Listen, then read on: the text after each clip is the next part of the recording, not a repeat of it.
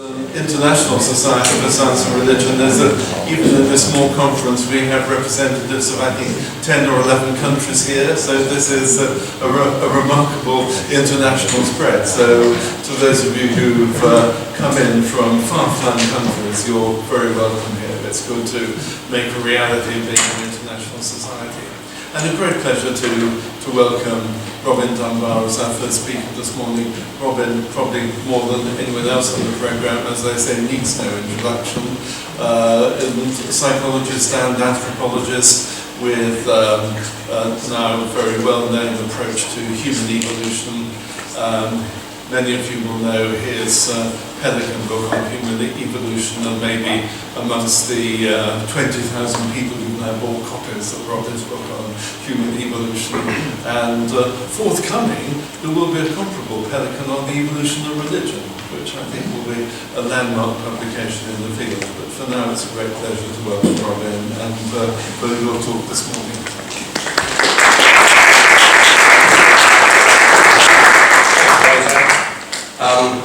So I feel obliged to apologise at the outset that my background is really I'm a lapsed philosopher, in a lapsed Catholic sense, because that's where I started. So I've never done any science in my life.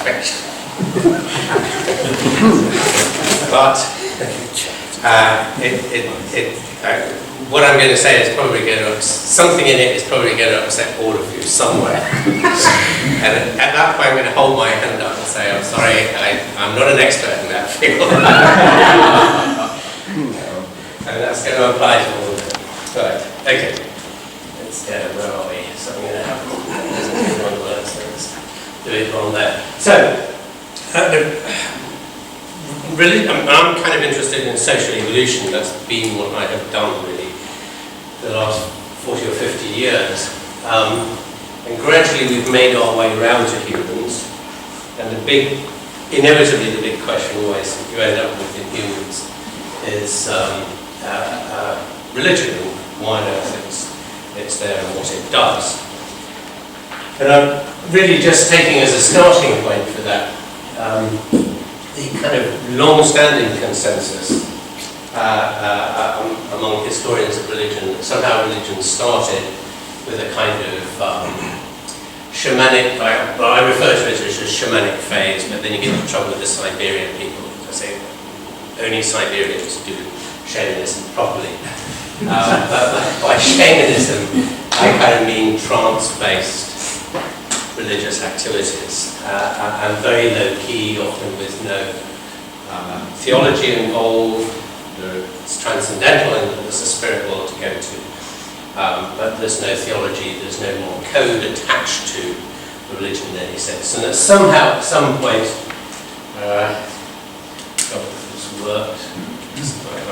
at some point, you get this shift into modern doctrinal religions, the world religions as we know them. So for both of these, both the origins of religion itself in that early form and the transition to, if you like, the modern form, we can really ask these same three questions. You know, why did it happen? When did it happen? And how did it happen? What made it possible? So essentially that's what I'm going to try and do. So this is my kind of vision of early religions is really based on Kongsan, Bushman, hunter-gatherer type activities, which is based around trance dancing in this form here. And you can see evidence for that goes that very long way. There's cave paintings from 2,000 years ago, which are very clearly trance dances going on. You've got lots of the elements of the cave paintings going back maybe 30,000 years in some cases in southern Europe, are kind of reminiscent of the sort of things that one might expect of trance dancing activities. There's the famous dancing sorcerer from one of the French caves. Of course, in these trance dances, when you go into trance in these activities, you go into, in all of them, you go down this sort of tube or tunnel at the end of which is white light, and you come out into the spirit world, and the spirit world is full of ogres and beasties that whose sole purpose exists apparently to entrap you, and therefore what you need is a spirit guide. And the spirit guides are nearly always ancestors who lead you through, because they know the way back. Because the great problem is finding this tiny little hole back from the spirit world into the real world. If you miss it, you die. And I've no doubt that from time to time people did die just of exhaustion, because the dancing to produce trance-like states can be very, very intense. So at this stage, this is what I kind of call immersive religion, as well, religions of experience. You're actually sitting in it. There are no, you are the service, if you like. There are no priests in general. Shamans, as such, appear in some of these groupings, but by no means all. So the key starting point then for this really is the social brain hypothesis, the suggestion that the size of primate brains, the very large size of primate brains, is a consequence of the fact that they live in very complex social systems. Right? Originally we thought this was a single equation. It turns out not to be. It's actually 4 separate grades of increasing complexity as you go from left to right. So there's another grade on of largely prosimians, but not entirely, out on the left up there. Since we are part of the apes, and these are not actually, with the possible exception of the ape line to the right, these are not really taxonomic. They're kind of cognitive, socio-cognitive grades with a complete mix of taxonomies. But we sit in with the apes, so if we want to know where we would be in that relationship, the number of that equation predicts is 150, which is what's now known as Templeton's number. And turns out to be all over the place, but it keeps appearing monotonous regularity very, very well. What we can do, however, and which people very often do, is use these kind of relationships to say something about the course of human evolution. And the reasoning here is very simple, in that these are chimpanzees up here, and essentially that's our starting point. We know where that equation is anchored in terms of modern species that are kind of representative of the kinds of social systems that are ancestral hominids. And we know where modern humans fit. These are on log scales, so there's a great deal more space than appears to be the case. But it's simply a matter of, since we know what brain sizes are, slotting these in, you can figure out what group sizes should have been for any given population or species of ancestral humans. And that's the answer you get. Here are all the Australopithecines from here. They sit pretty close to or about where the chimpanzees sit in terms of group size. They don't really have brains that are that much bigger. It really starts to kick off with the appearance of the genus Homo. Homo habilis is now really considered to be an Australopithecine. Homo here, around about 2 million, 2.25 million years ago. And then it takes off very, very fast indeed, up through archaic humans, Heidelbergs and Neanderthals and people into anatomically modern humans. So these anatomically modern humans are not us, they're fossil anatomically modern humans, they're the fossil members of our species. And they sit very nicely. So these data, the scattering of those data are the estimates of brain size for individual populations, so it's not individual specimens, individual populations of those species, and then mapped into the equation, the ape equation, the social brain, and that gives you the means and ranges. So the evolution of sociality in general, why are these species social, I suppose, is the question that's here, aside from the fact that they're primates, and all primates are social. The evolution of sociality in all mammals and birds really goes back to predation risk. It's an attempt to manage or reduce the impact of predation primarily. There are few occasional exceptions to that. The most obvious one is pair-living species, where the purpose is clearly reproductive directly rather than predation. But certainly for group-living species, predation risk is the key driver. The problem is, so that's the benefit if you like, the problem is there are enormous costs to group living. Traditionally we've always seen those as ecological costs. There you are at breakfast and Fraser comes up and steals your toast from you because it's easier than making it in those damn machines which always need to have the toast gone through at least 3 times to get anything like toast. The sort of general kind of effects of living in groups, it increases the amount of the distance you have to travel for everybody to get food. That's certainly there. It does exist, it's a cost. But by and large, those costs actually set upper limits on group size for primates in general. We've modelled this for about 12 genera of primates, including all the apes. And the limits on group size are way above what you actually see. What really sets the cat among the pigeons is fertility in females. All these species, so we're starting up there on the top right with rodents coming down through various carnivores and equids, ungulates, humans, apes, monkeys, up through here. All these species, the female fertility is negatively related to the number of co-resident females in the group. There's something that females are doing in groups which is hammering each other's fertility. And just to show you the scale of that, these are the slope parameters for primates. So the data point is the slope parameter for a genus of primates. So it's looking at fertility per female in the group, and it's just a multiple regression of group size, total group size, the number of adult males and the number of adult females in the group as the predictors. And you can see that, oddly, I spent 40 years trying to collect field data and things like feral gates on the assumption that actually it's males that are disrupting the fertility process. So these fertility processes have been known for a long time. We know what the mechanism is, it's been known since the 1980s.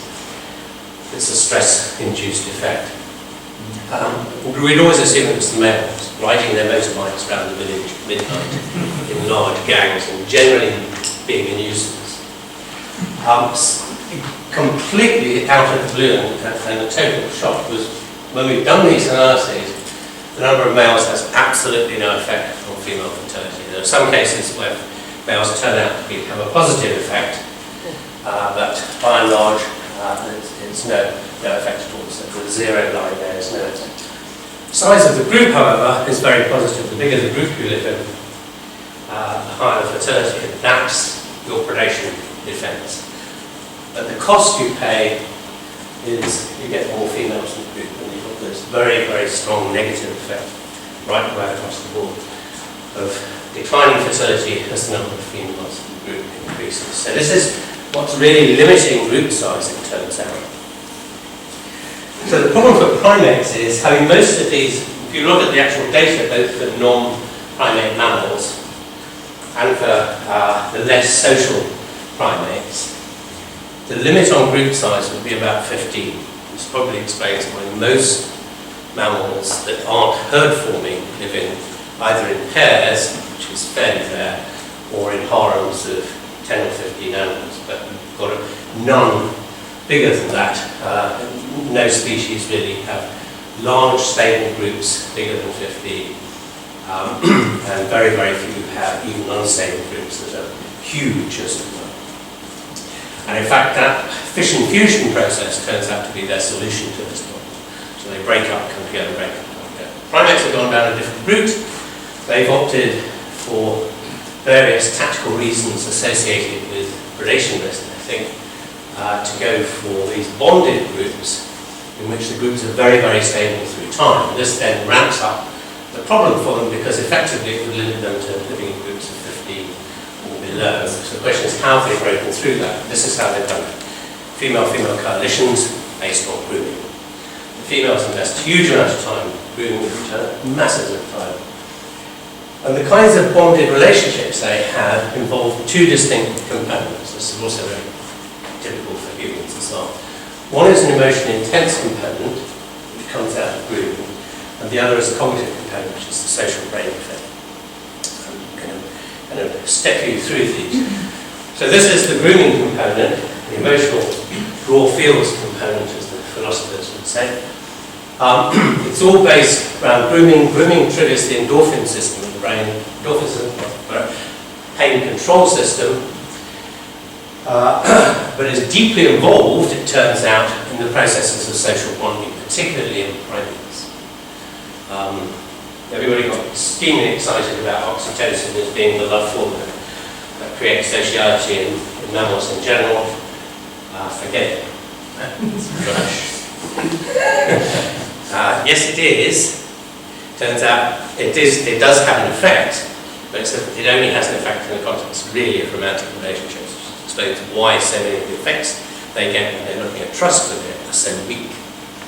And in fact, it seems that from the genetic studies we've done, if you control for endorphins, the oxytocin effect sort of vanishes.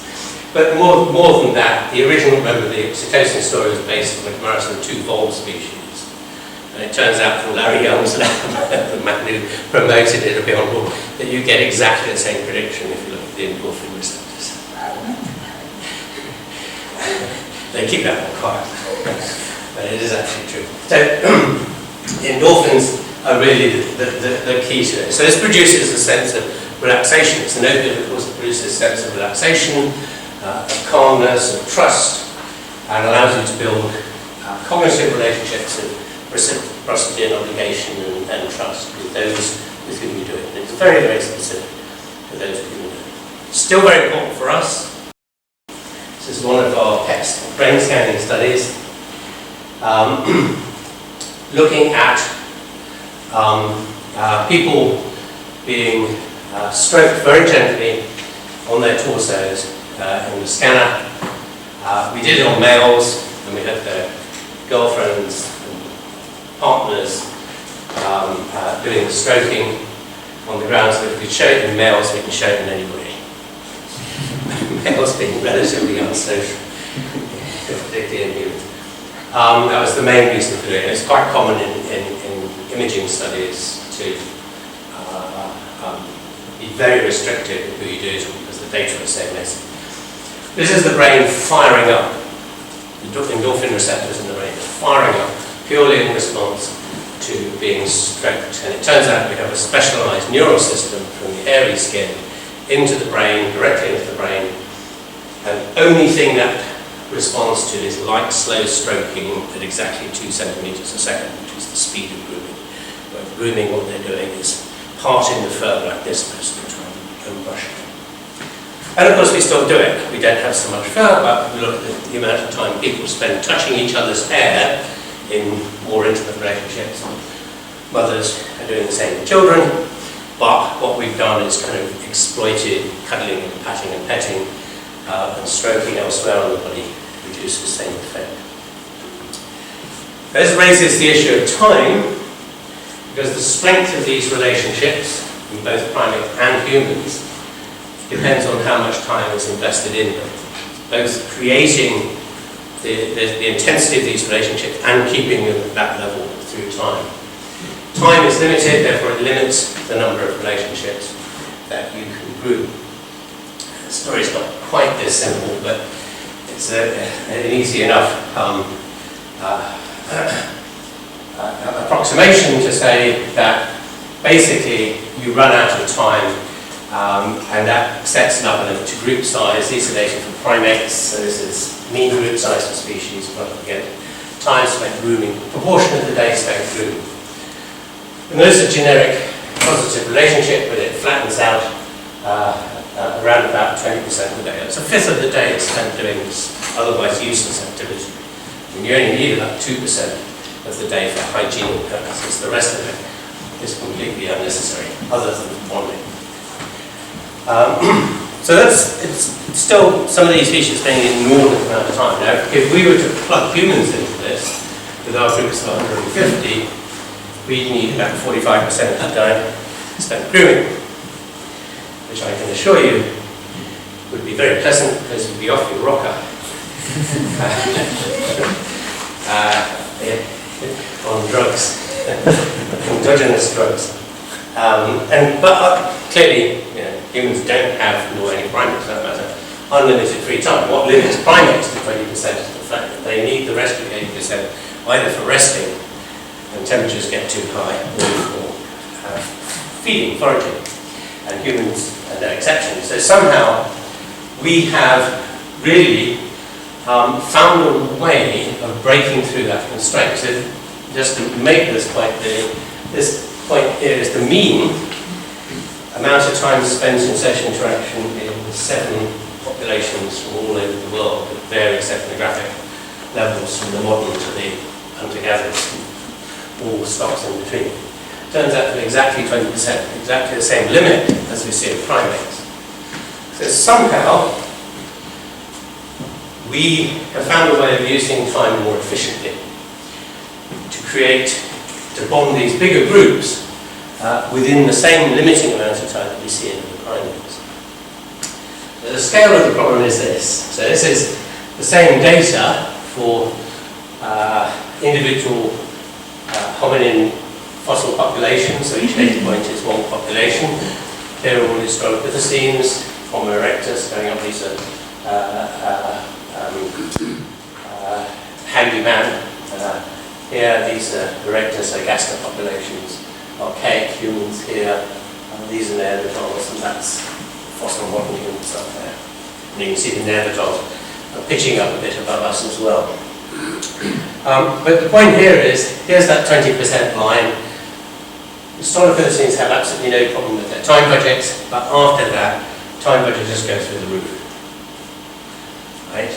Somehow, if they actually devoted that amount of time, they would end up with time budgets that look like, in practice, 120 to 150% of the day have to be spent active. No chance. It's impossible. You can't, as the physicists would say, you can't create time. So the question is, how have we done that? And we now think that it's been done in 3 successive stages primarily. Those 3, laughter is clearly the most primitive and sharing the greatest. It has a visceral quality to it. These are very much in the kind of historical, cultural discovery vein. We think the timings of these correspond to 3 major transitions in brain size that actually happen. So this is suggesting that language here, which religion and storytelling really came very late in time. But in all probability, singing without words and dancing is a much earlier thing. Probably comes in at around the time of archaic humans, not million years ago. And we know that all these kick in the endorphin system. Right? All of them. Here's another of our PET scanning studies, this time done on laughter. And you can see the brain just firing up in response to endorphins being kicked out by laughter. Okay, so that's the kind of endorphin bonding side of the story. The other side of the story is the cognitive side. The key really to sociality is a complex set of social cognitive abilities, which the only one we really know much about is intentionality, as the philosophers call it, mentalizing, or theory of mind, as the developmental psychologists would refer to it. All our data, and we've done a lot of replicates of this, suggests that the typical limit for humans is 5th order intentionality. I thought I might have an example of that. So that's handling, I mean, your mind state is the first order of intentionality, so you're handling mind states from 4 other individuals. And that seems to be a consistent pattern in human abilities. There's a lot of variability around it. Some people can do a bit higher. They're usually called Shakespeare and the like. Some people are a lot poorer, can only manage about third or fourth order, well represented by other kinds of writers like Geoffrey Archer, other airport novelists. It turns out that your level of intentionality can correlates with the size of your friendship circles. This is one of the inner layers in your friendship circles. Your 150 has a whole series of layers coming in. And because they're highly scaled with each other, can constantly scale with each other. You can look at any layer there, that's good enough. But these are data showing that the inner layer, the clique size, which is essentially equivalent to your grooming clique in primates, is driven by. There's a lot of variability in these data. This is often the case. We know what some of that is due to, but still very significant. We get it over and over and over again. And it turns out that both the number of individuals in your social circle, however you measure it. Some people have used number of friends on Facebook, some people have used total number of people you know in our 150 offline sense. Some people have used your sympathy group or your grooming clique group. You get pretty much the same rating. In fact, 8 or 9, maybe 10 imaging studies have now been done, and they all show that the number of friends you have, however measured, correlates with key parts of the brain, and particularly mentalizing the theory of mind circuit, which is what's being picked up here in the prefrontal cortex and up here in the temporal lobe and the temporal parietal junction. But always it seems to come back to this something in here in the prefrontal cortex side, the orbital frontal cortex and the medial frontal cortex, that is the key component of that.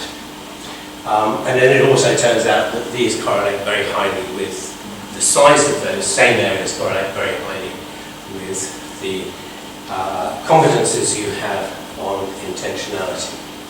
And so those three form a very tight link, and the causal relationship seems to be the size of these areas determines the intentional competences you have, the mentalizing competences you have, and that then determines how many friends you can manage.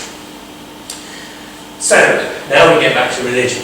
So you'll see why I was going down the route I have. It seems to me that cognition in this sort of context, this kind of cognition, is very crucial for understanding religion. It seems to me you can have religion, we as fifth order intentional beings have evolved a certain kind of religion, but it seems to me that you can have religion pretty much everywhere from third order intentionality upwards. So most mammals are first, or most animals, birds and mammals, are first order intentional. They know the state of their own mind, they know what they think. Great apes and small children, very small children, second order intentional, they know that somebody else knows something. And that's not very interesting from the point of view of religious propositions, but once you start to get up into third order and beyond, it starts to get much more interesting. So you can have something like this, which is third order intentional. It's a very crude Mickey Mousey sort of way of doing it, just trying to illustrate the point. At fourth order, you can have something that's a bit more interesting, but my view here is that's all very well, it's what you believe, but why should I care? You and your army can make me sign up to your religion, but really why should I care? And I have the feeling really that at fifth order you go through what's effectively a phase transition in which if you commit yourself, if you accept the truth of this, you commit yourself to something, which is what you don't do at fourth order. So you have a kind of social kind of religion, which I could go around and tell you I believe in all these kind of things and so on, and you can go, yeah, and. But what you cannot get is a sort of form of communal religion until you have fifth order. And that perhaps what then the theology, however that's conceived, does is provide some sort of incentive really to keep turning up to the activities which are then important. That's the endorphin related themes. So I'll come back to that in a minute. Let's just dip into the timing here, because that's very relevant to those layers, because after all, these turn out to be simply a consequence of how big your brain is, or at least how big the frontal lobes are, as to what you can manage, and therefore we can map human evolution into those very nicely. So the question is, when might religion in any recognisable form evolve? Well, archaeologists, this is sort of standard archaeologist view, I think. Archaeologists are terrified, probably for good reason, of speculating, sorry to the archaeologists, speculating about these kinds of things in particular off the base of very little evidence, which perhaps in the 19th and early 20th century was a kind of fault that they had. So certainly for the last 50 years they've been much, much more concerned to try and find good hard evidence before they make these kind of claims. So their definition really of the presence of religion in a community is really based on the archaeological evidence in the form of either deliberate burials. Here's one of the very famous examples, the Sunga twin burials from Russia, deepest Russia, where these two children were laid together, absolutely covered in beads and decorative stuff, and clearly these were sewed onto cloaks and headbands and things like that. So an awful lot of work had gone into it. Or the presence of grave goods, as in these cases. So deliberate burials would be recognised as sort of bodies laid in line like this, or really tightly folded up, certainly not just chucked in. The oldest graves of that kind really are probably 100,000 years ago. Bodies, bones have very heavy ochre stainings, and just ochre have been spread about, ground ochre had been spread about very widely in as well as grave goods. There is another possibility. This is a sort of interesting observation, but I've often speculated it for long because one of the very famous archaic human collections is this collection in northern Spain, in the Sima de los Huesos, where this huge collection of bodies and body bits. It's at the bottom of this, whatever it is, it's a 15-metre tube, basically, and it's a heck of a thing to get down. So here's the tube.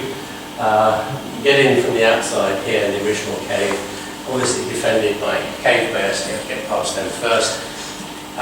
But it's always struck me that this is an obvious thing to do with bodies if you're in trance dance mode, because this looks like the tunnel into the spirit world when you go into trance. It's exactly the same kind of thing. There's the white light at the end of the tunnel as you go into trance, into the spirit world.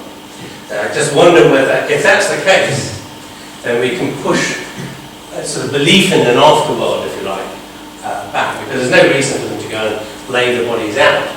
They just want to put them into the next world. All right, we can do a bit better than that, I think, in terms of exploiting some of these relationships, because these relationships really are quite good. We can certainly figure out what the likely origins of religion are, given that we know cranial volumes and can estimate bits of the brain from that, given that we know there's a very tight relationship between mentalizing competences and frontal lobe volume, these days for primates and humans, never mind our individual data for adult humans. But if we know what that is, we can estimate this and figure out what that is from there, and then determine at what point you get third, fourth, and fifth order intentionality. And remember, I said at the beginning, language is obviously crucial to this, because you have to explain. This is crucial really for high-level religion, because you have to be able to explain to somebody what on earth you're doing this for. You can go and pump iron in the gym any day you like and get a good endorphin hit, but it turns out that you can double that endorphin hit for no extra effort if you do it in company and do it in synchrony. But to be able to get that, you have to explain to people why they've got to come stand on a machine next to you at the gym, put their wretched iPhones in their pockets, stare into your eyes and do it together, right? So this is going to be a seriously important component. But it also turns out that your ability to handle grammatical structures of sentence, so these are syntax recursion levels, the embeddedness of clauses in sentences plotted against the intentionality level for about 300, total sample is 300 people. Again, this is all a mess, but there's a very, very steep and striking linear relationship between them. So each intentionality level allows you to tack another clause into a sentence and get something even more complicated. So, we just use those relationships. We can plug in the intentionality levels here, all these same archaic humans, fossil humans, and again, here we are. That's archaic, fossil humans up there. These are Heidelberg, sorry, these are anatomically modern humans. These are archaic humans, Heidelbergs. Homo gaster, Homo erectus, the only Homo, and then all the Australopithecines. The Australopithecines are hovering where they should be, which is around about the same level as great apes do. Chimpanzees only really starts to kick off. That's third order intentionality, the appearance of Homo proper, and then it keeps going up. And just as an aside, because everybody goes, oh, but surely Neanderthals had bigger brains than we do, they must have done better, and the answer is, well, not really. Actually, their brains weren't that much bigger. They're actually slightly smaller on average. A few of them have very big brains. We're primarily interested in the averages. Also, turns out, just look at the size of these guys' eyes compared with ours. These are both fossils from the same period. They have much bigger eyes, about 20% bigger. And that's because they're living at high latitude and very low, grim up north. Sorry, only the British would low light level environments with short day winter days. Right? So you need to get as much light in as possible to be able to see what's moving in the forests around. That's why you get the other key characteristic that demarcates Neanderthals. That's the Neanderthal bun. There's long, our head goes absolutely flat round, theirs sticks out dramatically. It's because they have massive visual areas to analyze the input from here. And we could show both for historical human populations from museum specimens and from living human populations from MRI brain scanning data, very large samples of brain scanning data from around the world, that the further north you live, or south of the equator, but there isn't much landmass to the south, the further away from the equator you live, or outside the tropics, the bigger the eyes you have. This is true of modern humans, unbelievably. We've only been up here for 40,000 years, so it's happened very quickly. And the bigger the visual processing areas in the brain are, and therefore the bigger the brain you have. Has no impact at all on the front half of the brain, which is the smart end. The only thing that's bad for us is when us northerners go to the tropics, we have our brains and retinas blown out by the strong sunlight, which we're not very able to cope with, which is why peoples from the tropics only wear sunglasses to be cool. Basically, they just don't need them. And of course, very often dead. So, if you can take that into account and figure out what's left over in these brains, Neanderthal brains are much, much smaller. And this is our estimates for Neanderthal intentionality levels, peaking really here around 4. And these are fossil anatomically modern humans peaking rather than scale fossils. So it looks like, yes, you could probably have these. This will imply both language in some form and religion. But in both cases, they will not be language or religion as we would recognize them. They are of a much less complex form, So their stories won't be as gripping. And this seems to fit quite nicely with the evidence for the evolution of language generically. There are various anatomical markers that people have looked at. Some are more disputed than others, but if you look at them, it seems to me they tell you the same story. That up to here, about 500,000 years ago, the appearance of archaic humans, the Heidelbergs.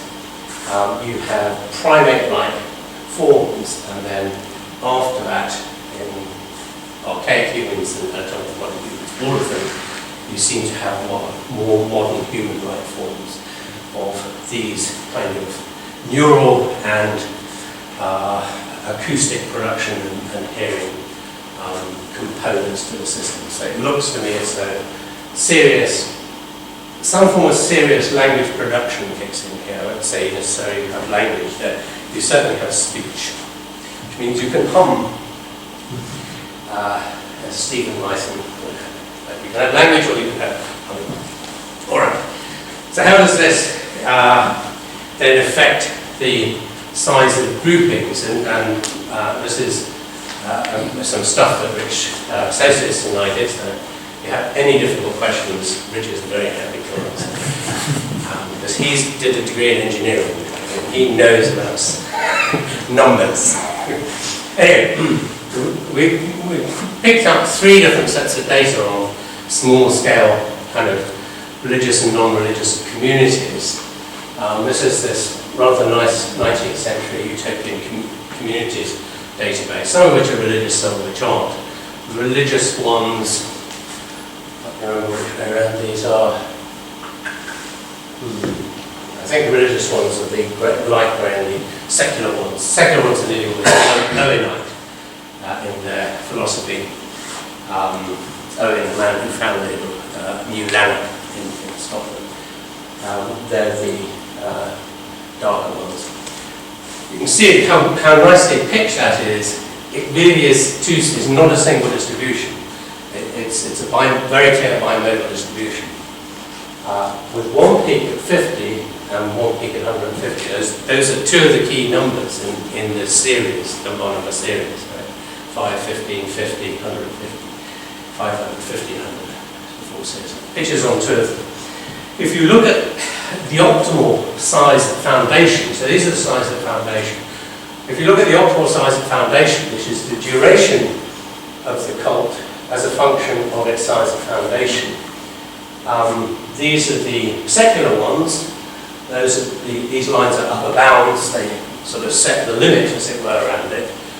And you can see the upper bound reaches its maximum at 64, so it's very close to that 50 value, whereas these religious ones are pushed over to the right with the log data, so they're much further over than they look, and their optimal size is at about 117, close to 150. So it looks like having a religious component to the community somehow allows you to start with a much bigger foundation group, and that's more likely probably to provide it with a stable base for a longer duration.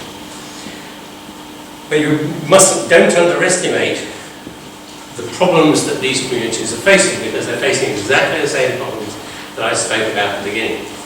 Stress from living together in small communities is hammering female fertility, aside from just annoying everybody.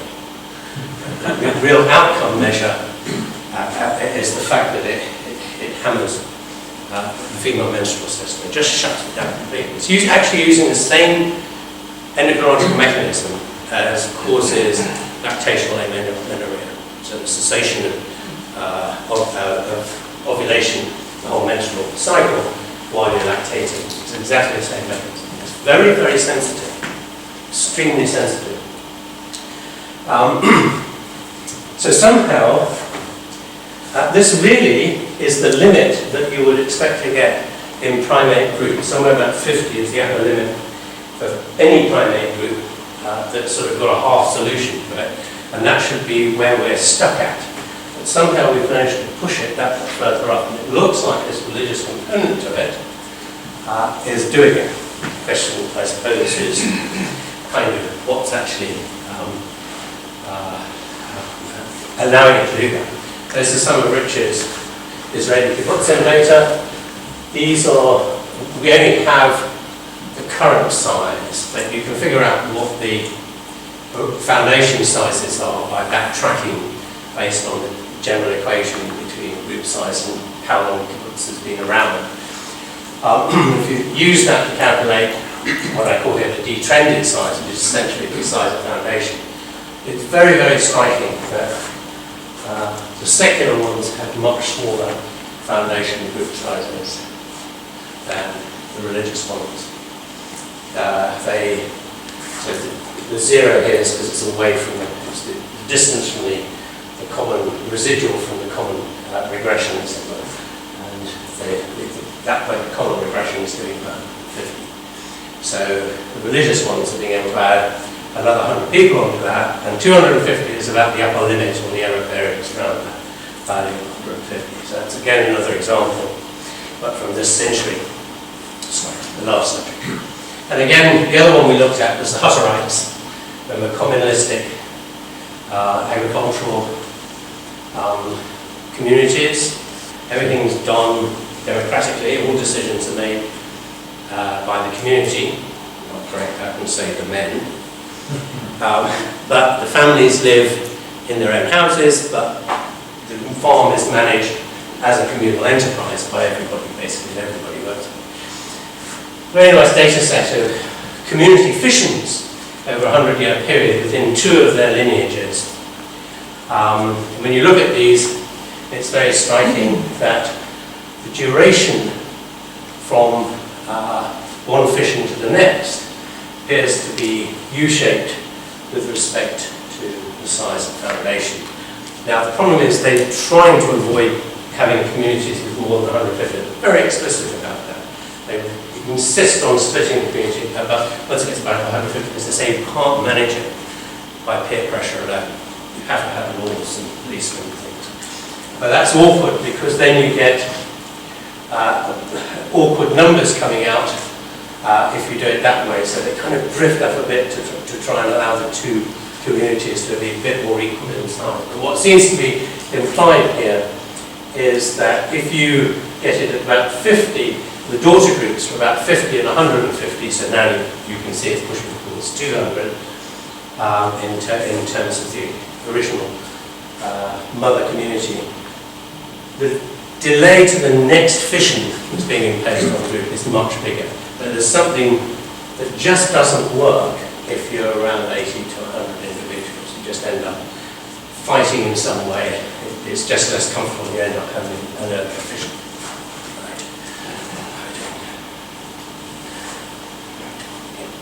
So just a pointer in that direction really, some of Rich's original analyses of these utopian cults data, which you're probably well aware of. This is plotting longevity in years against essentially the number of demands imposed on members. So these are the secular ones, and if anything it's negative, I don't think that's actually even significant. But in the religious ones, the more demands imposed on members, the longer the community lasts.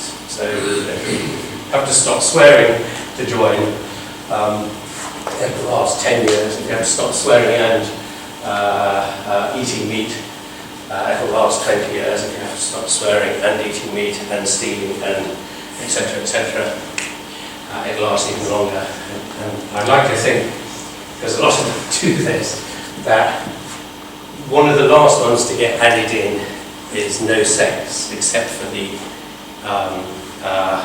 usually the one person who's exempted is the head of the community.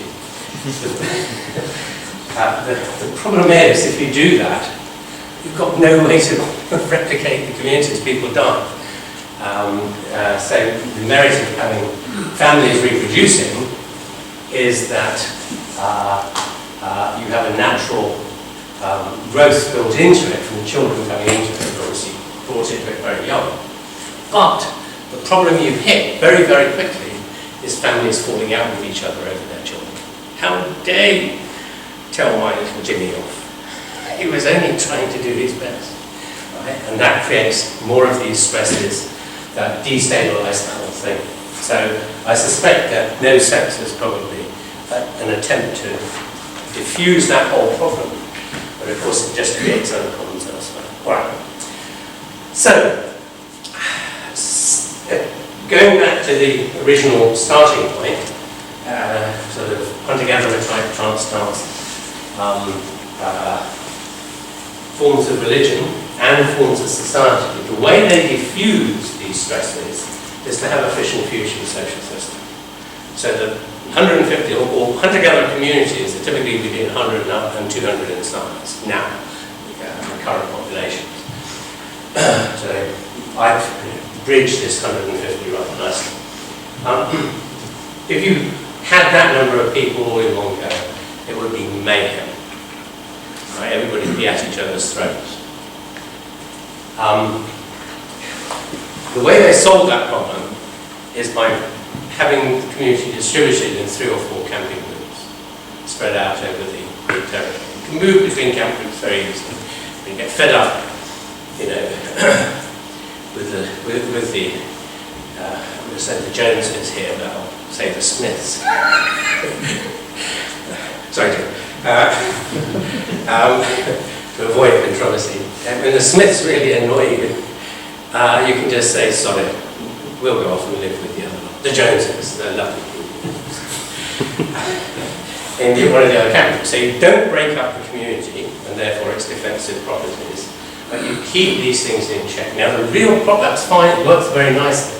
The real problem is here in the Neolithic. People suddenly started moving the entire community into a single settlement. Almost certainly for defensive reasons. And from that point, these communities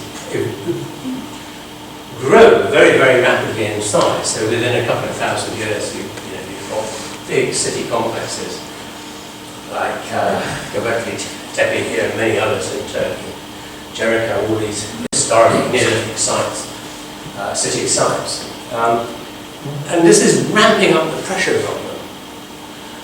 And so the problem is the problem with the Neolithic is not agriculture. Everybody's sort of been focused on agriculture. Agriculture is the means to the end, as it were, how to feed large numbers of people. But anyway, most of these hunter-gatherers were doing agriculture before they started living in the cities, when they were still semi-nomadic. The problem is not agriculture, it's how to cope with these stresses, how to diffuse the stresses in such a way as to allow you to live in big groups without you ending up murdering each other.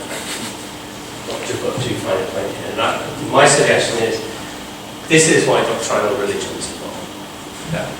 They were a solution to this particular problem.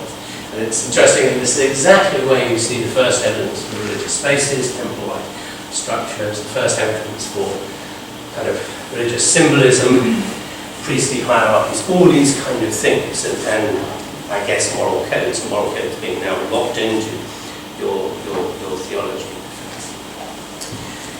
But it still leaves us with a problem, right, in the modern world.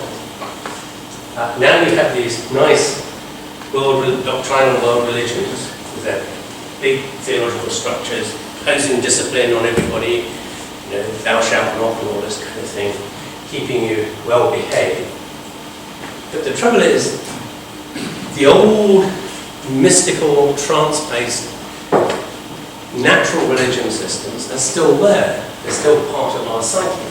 And they're just constantly welling up from underneath, bubbling up, creating new sects and cults, some of which obviously take off and become very successful as new religions, some of which don't. What's interesting about all of them is all the world religions, with the sole exception of Hinduism, as far as I can figure out, really find these extremely threatening and do their utmost to suppress them. You see, all the way through the history of Christianity, a desperate attempt to suppress these cults. And many of them have very, very wacky theologies and very dubious origins. And even some of those in this sort of right in the centre of our good folks' religious universes of the modern day started out with extremely dubious practices and theologies. The Quakers, the Methodists, many of those Protestant sects from the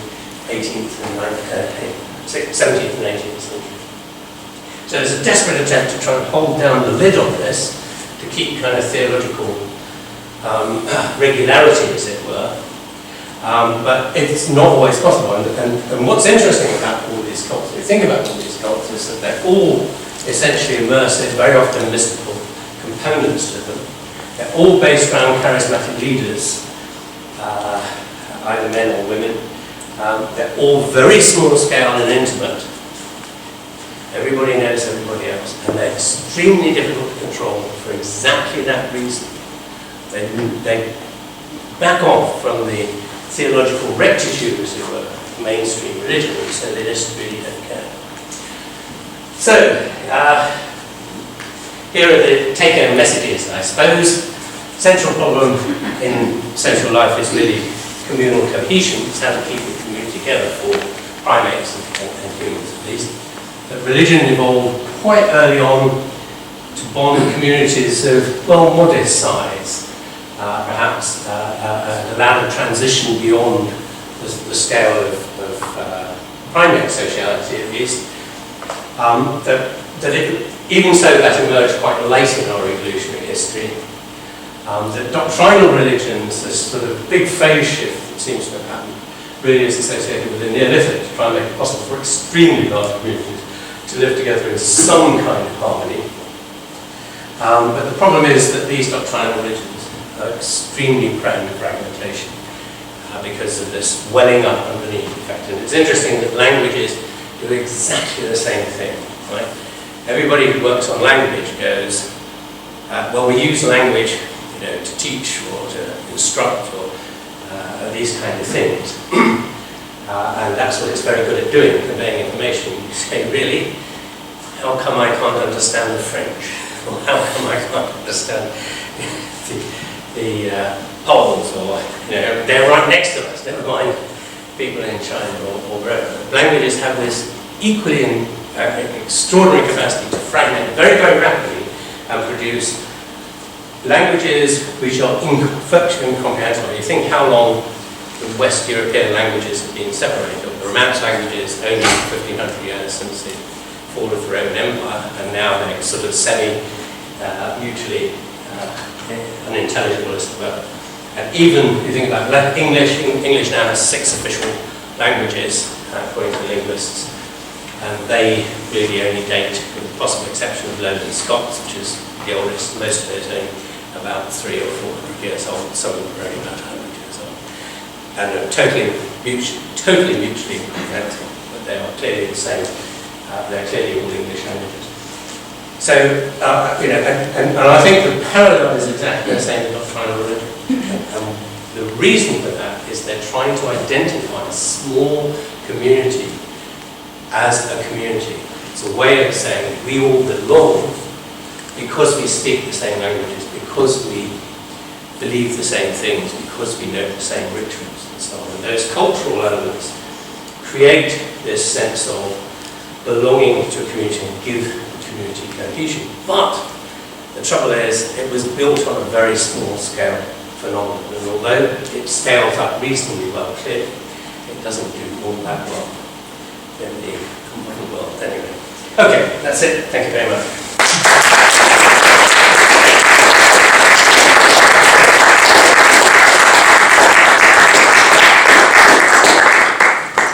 Thanks very much, Robin. We have about 20 minutes for questions and discussion. If you're happy to fill them yourself, I'll leave you to okay. Fine. Go on, sorry, no. Yes. Thank you very much. That was really stimulating. I'm one of those archaeologists you mentioned, but I guess Tea break. I could be the only one with the participants I don't know. I was surprised. I'll count myself as half of one because I thought I'm on your side. You would be surprised because as a prehistorian, I would agree with most of your conclusions from a very evidence-based point of view. And the good news is there are recently found evidence that would support much your talk, much more than Songir and the example of Kafze. Right. At the same chronological horizon than Songir, we have rock art in France. We have Chauvet, dated in 29,000. Yep. So you can, even if you are completely mad, talk about sacred spaces, maybe? Yes, of course. Yeah. Spaces for symbolic expression. So if you remove just the term religion, because this is the main problem of archaeologists, is about defining terms. So it's about terminology. But if you forget about terminology, which I like to do personally, because you never end with arguing. I'm sure if you asked everybody here to define religion, you'd get 50 different definitions. Yeah. So if you just say symbolism, you can ask any archaeologist to talk about this. So that would be maybe an option for your project, to include an archaeologist with another kind of terminology, you know? I don't know. Yeah. But are you thinking just of the caves as sacred ritual spaces, or are you thinking about something about the paintings in those caves, or is there other archaeological stuff that's come up, been dug up recently? Yeah, there are other stuff, and you mentioned Captain with the use of ochre, but in Africa we also have recently found evidence of the use of ochre in burials. Yes. At Blombos we have examples dating around 60,000 BP, and some would be dated even earlier. So I think that there are a lot of recently found evidence that would really support your case. We have to speak more later, because there are a lot of small things about which I would like to talk with you. But I guess it's worth just commenting that the problem with the archaeology is the earliest one you find is the earliest one you found. Yeah. And all you can say is it had to have happened before that, so actually clearly could be quite a bit older. Yeah, but then I think you also run into a comparable problem at the other end, because you see this with fire. People who do the archaeology of fire. Oh, well, the first evidence of fire we have is 1 million years ago. Okay, so when's the next one? Because of big publications like Nature, etc., you have to find the first evidence. Exactly. So the first evidence isn't necessarily the evidence of widespread use, which is, I guess, what you're always talking about. So we're always struggling between those two extremes, as it were, to know where to be. But, at least if it's happened and happens regularly, it must have started before that date of the earth. Yeah, you can say it's just the terminus antiquarum. Yes. Yep. And here. I thought that was wonderful. Thank you so much. The point at the end that one of the sort of risks to doctrinal religions, one of the risks is fragmentation. Being somebody who situates himself within a completely conventional mainstream doctrinal religion, the problem is not fragmentation, it's just that increasingly large numbers of people find it irrelevant. And so my question, a genuine question is it that somehow more and more people in many countries have solved these problems in a way that doesn't require religion, or is this just a temporary situation and religion is going to return with vast numbers of people finding the central importance in a few decades' time? That's a very good question, actually. Yes. I suppose if anything is true of history, history always goes in cycles. Whether that is appropriate description of the current circumstance of religion in Western Europe, anyway, is another matter. The question is that a consequence of a more educated public, science, religion conflict in a more educated public, or not? Who knows? We probably won't know for another century or so. Except that every time that's tried, it never seems to work, because religion just bubbles back up again as soon as you take it off. And there are many famous examples of that 19th century French attempts to secularize education and so on, through to Russia and China and so on. So there's something, if you like, there's clearly something odd about religion, because it just keeps coming back, right, in that sense. I guess this is all about belief stance is the problem. So you might just regard the secular world as another form of cult bubbling up from underneath, and it's that one escaped from it. We'll have to wait and see. So yeah, it's hard to say. I mean, my sense is that at root what religion is about is, and this has been used in one of the definitions of religion at one stage, anyway, I can't remember who mine, but it's really just a way of organising the world we live in and how the world works. And in that sense, secularism is just another form of that. Yeah. Okay, thanks very much. My comment moves a little bit on the first question, and that's, I don't know if you're familiar with Lee Berger's work in South Africa with Homo naledi, but because the brain size in that case was very small, and yet they buried their dead down these very, very deep channels. And they've also done some evidential dating as well, and material as well, using various radioisotopes and so on. Seem to suggest it's about coincidentally from what's happening. The dating seems to be a disarray as far as I can make out. They can't agree whether it's early or late. But also, they can't agree whether these are kind of predator washdown assemblies as happens, or whether they're deliberate. It's very hard to say. I've looked at all their papers, and that explanation seems very unlikely in terms of how they were ordered. I know, but they're, like everything in life, they're polarised. There is a controversy. Lee and his cohort are desperate to show.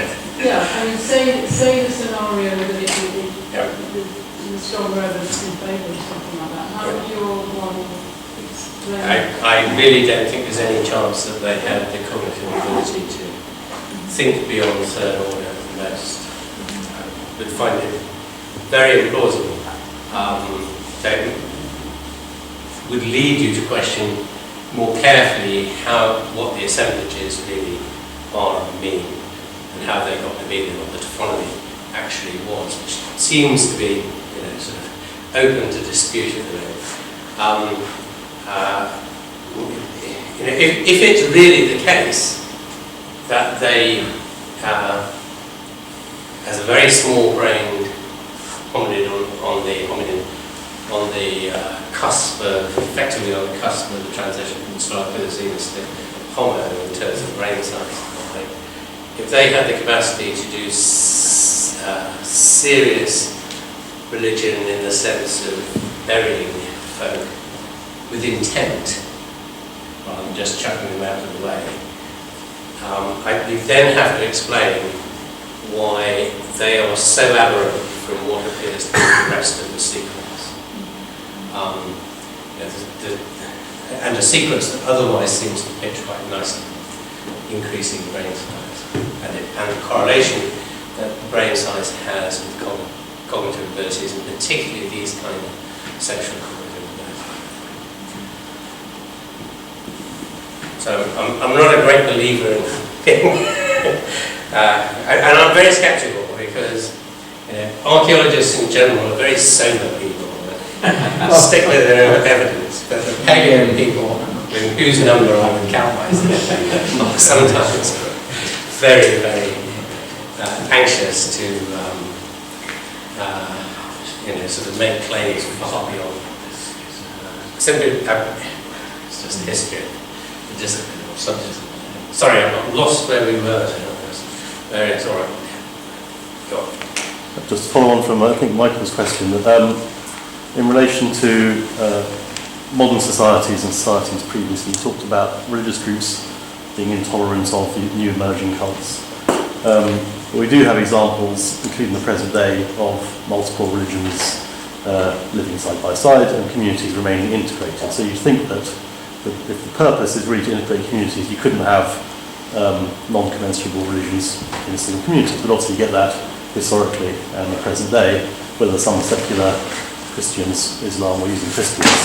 So how would that fit in to the model? Yeah, the answer is, I think, yes and no historically. I mean, you have to ask to what extent do we manage it in most modern countries, because you've got a police force that stops abusing other religionists that you happen to live with. You know, and on the whole, his historical record isn't that great in terms of tolerances. You know, Islam and Hinduism, you know, Buddhism have lived side by side, and the Sikhs and the Jains in northern India for several thousand years in the earliest cases, later for the Sikhs. And they sort of get on, but boy, has there been some serious fighting that's gone on, and I'm talking about the historical past. It's a problem we actually constantly ran against during the Raj era, to keep the peace between the Muslims and the Hindus. And there were forever riots and murder going on at that time. And you just look at the since and long before British turned up. All that is, the Turks did, the Ottomans did quite well maintain peace, but then they did it by saying, well, if you must practice these silly religions, you can as long as you pay us some money. And you pay the capitation fee. The same as Catholics have to do here to exempt themselves from it. So if the function of religion though is to reduce stress, then it's not working in those cases. But I think it was left to it. I think this is the problem, is that the kind of religion as a coordination phenomenon actually doesn't work on a massive scale. It's not designed to be in-group versus out-group. That's its fundamental principles nearly always, and that makes it very difficult for it to be tolerant. It can be tolerant because tolerance is built into most of them. People aren't very good at applying what they preach, as it were, so you end up with these constant flashpoints. And flashpoints always come about at those fracture points in worldviews, whether those worldviews are political or religious, or just, you know, whether, you know, a particular moving tiddlywink should go this way or that way. And I think you have to have a civil power to enforce peace once the community gets very large and you have multiple religions. If you left it without a civil power, it'd be interesting to see, I don't know if there are any serious examples of this, anything one could look at. But if you remove the civil power, as happens in civil law, you just get communities at each other's throats. Yes, you were first, you were second. Really, two related methodological points. One is the question, does a tendency to talk in this way tend to look too closely at what arises in a new way and not stress enough what it arises from? You know, religion evolved in order to, well, of course, there are adaptive aspects of that which are important to recognise, precisely what you've talked about. But it does worry me that by talking in that way, we fail to recognise that what evolves, whether it's physically or socially or anything else, is not something, you know, there isn't an infinite range of possibilities. It always arises out of something, feeds out of something going to fire. And also the question, again, you pointed out in relation, for instance, to doctrinal religions and fragmentations, that although doctrinal religions may have had a very specific social function within the Neolithic and later, they also always had that, if you like, mystical element, which very often within those religions was actually emphasized rather than otherwise. And so, you know, when you look at something like Neoplatonism, for example, certain strands of both Christianity and Islam, you actually find a quite strong sense that doctrines are okay, they're quite important, but you've got to move beyond them. In a funny way, what they're saying is you've got to move back in evolution to a point at which you can intuitively grasp these things without the use of language. And again, with that is the question, if we define religion in terms of certain cognitive abilities, again, are we tending to move away from that sense of continuity where there is something pre-linguistic, almost post-linguistic, which is important? So let me be very clear in that case. What I'm not suggesting is that doctrinal religions replaced the kind of experiential, immersive forms of religion. What they did is add on to, right? They add another layer on there. And all those early forms are still there. And that's why you get the tensions that you do. Because actually, what's driving religious adherence, if that's the right word, is not the doctrines and the theology, it's the raw feels, it's the emotional component to it. The kind of doctrinal component is simply there to try and impose some regularity and management when the scale is just not too big. So I think I'm on the same page as you, and I entirely agree, everything comes out of somewhere, you know, and that somewhere always leaves its traces. And going back to the archaeological point, is there a real problem with talking about religion rather than, for instance, I would often talk about religiosity, because it allows family resemblances between all sorts of things which don't necessarily fall into a particular definition of religion. Mea culpa in that case, because really what I mean is religiosity. Fraser, I'm counting on you to say when... I think we have time for one more. Right. Yes. Yeah. I'm just wondering if there's anything special about religion as things. So if I look at your conclusion board and I substituted religion for nationalism and neoliberalism for the modern period, I feel like everything would still follow. It does.